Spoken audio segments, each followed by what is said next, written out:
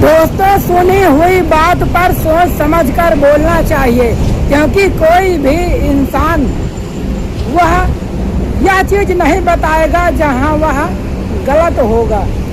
दोस्तों, एक बड़ी छोटी सी कहानी है कि एक चोर था जो कि उसने सारी जिंदगी चोरी ही की, कभी उसने अच्छे कर्म नहीं किए। कहते हैं कि पिता के कुछ न कुछ गुण पुत्र में आ जाते हैं, तो इसी कारण से उसका एक पुत्र था जो वह भी चोरी करने लगा था। एक दिन चोर का अंतिम समय आ जाता है। जैसे ही वह मरने वाला होता है, खटिया में पड़ा हुआ होता है, तब उसका बेटा उसके पैर के पास खड़ा होता है। तब एक बाप अपने बेटे को शिक्षा दे रहा है कि बेटा, वैसे तो तुझे चोरी का रास्ता नहीं अपनाना चाहिए, अगर अपना ही लिया है तब मैं मरने के पहले मैं तुझे ज्ञान की बातें बता रहा हूँ जो ध्यान से सुनना। कभी भी चोरी करना धार्मिक स्थल, मंदिर या किसी आश्रम में चोरी नहीं करना। जहाँ प्रभु की भक्ति होती हो वहाँ से हमेशा दूर रहना। और दूसरी बात, कभी अपने अपराध को स्वीकार मत करना। इतना कहने के बाद वह चोर मर गया। बेटे ने उसका अंतिम संस्कार किया, शास्त्रानुसार उसका अंतिम क्रिया किया। इसके बाद वह भी चोरी करने लगा। एक दिन वह चोरी करने के लिए जाता है, एक मकान में घुस जाता है। जैसे ही अलमारी का ताला तोड़ देता है और जैसे ही सामान खींचने वाला होता है कि उस घर के मालिक जग जाते हैं और चारों तरफ से हल्ला करने लगते हैं। वह वहाँ पर फंस जाता है। जैसे ही लोग उसे पकड़ते हैं, तब किसी तरीके से वह जान बचाकर उस मकान से वहाँ से भाग लेता है। अब वहाँ घर के लोग उसका पीछा करते हुए जाते हैं। रास्ते पर राजा के सिपाही खड़े हुए थे। तब घर के मालिक कहते हैं, चोर चोर चोर चोर, पकड़ो पकड़ो। तब सिपाही चोर को दौड़कर सारे लोग मिलकर उसे पकड़ लेते हैं। लेकिन वह किसी तरीके से उनको अपने बातों में बहलाकर अपने हाथ को छुड़वा लेता है कि मैं आपके साथ चल रहा हूँ, कहीं नहीं अब भाग के जाऊँगा। और फिर वह सिपाहियों के हाथ से निकलकर भाग जाता है।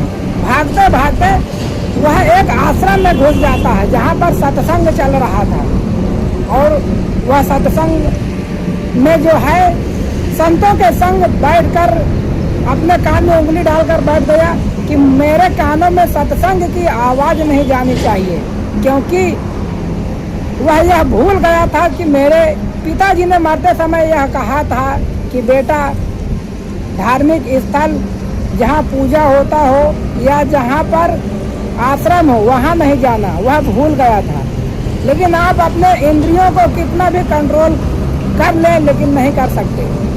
तब संतों के मुखार बिंद से यह प्रसंग चल रहा था कि देवी देवताओं की कोई प्रतिमा नहीं होती है।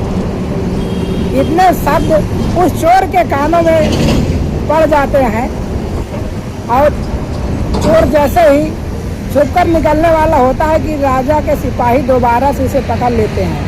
और दोबारा पकड़ने के बाद सीधा उसे राज दरबार में पेश किया जाता है।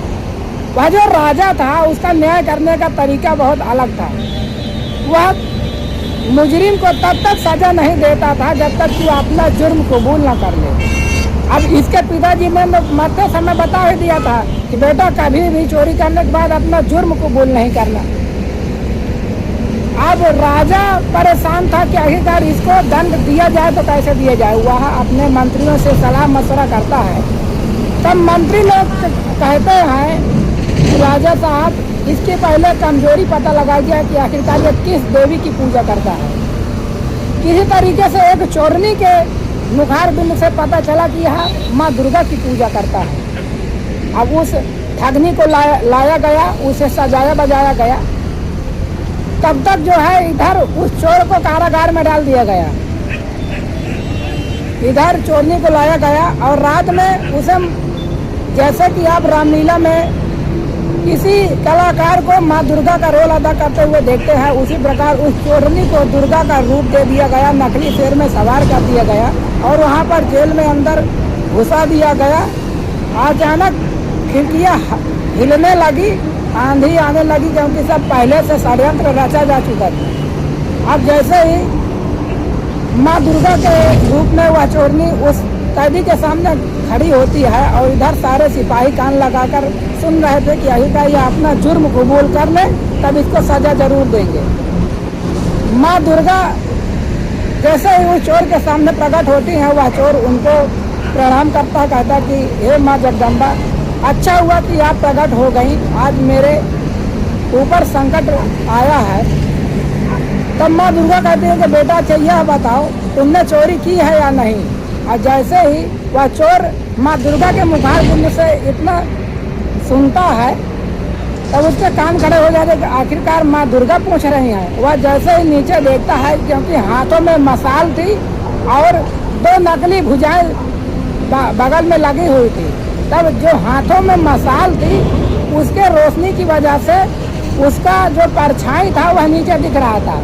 जब उस चोर ने परछाई को देखा तो समझ गया कि मेरे साथ खेला हो रहा है, यह माँ दुर्गा नहीं, यह इंसान है, मेरे साथ षड्यंत्र किया जा रहा है। तब उसने कह दिया कि हे माँ जगदम्बा, मैंने चोरी नहीं की, अगर मैं चोरी किया होता तो आपसे जरूर बताया होता। बगल में सिपाही सुन रहे थे। इतना कहने के बाद वह जो माँ दुर्गा के रूप में चोरनी थी बाहर निकल आती है और सिपाही उस चोर को ले जाकर राजा के सामने पेश करते हैं और कहते हैं कि इसने चोरी नहीं की है और उसे बाइज्जत बरी कर दिया जाता है। अब जैसे ही चोर जा रहा होता है घर, अपने घर की तरफ, तब दिमाग में आता है कि मेरे पिताजी ने शायद मुझे गलत शिक्षा दिया था कि मंदिर या धार्मिक स्थल पर चोरी नहीं करना या आश्रम पर नहीं जाना। मेरे कान में सिर्फ 3 ही शब्द पड़े थे कि देवी देवताओं की कोई छाया नहीं होती, कोई प्रतिबिंब नहीं होता, कोई परछाई नहीं होती। इतने से मेरी जान बच गई। तब वह घर द्वार संसार छोड़कर संतों के संग चला जाता है और वह सत्संग करने लगता है, सत्संग सुनने लगता है, जिस कारण से उसके सारे पाप धुल जाते हैं और उसके अच्छे कर्मों के कारण उसको अंत समय में परम धाम को वह चोर प्राप्त होता है। तब यह कहानी दोस्तों आपको कैसी लगी नीचे कमेंट बॉक्स में कमेंट करके जरूर बताइएगा। मिलते हैं और किसी अच्छी सी कहानी के साथ, तब तक के लिए आपका बहुत बहुत धन्यवाद।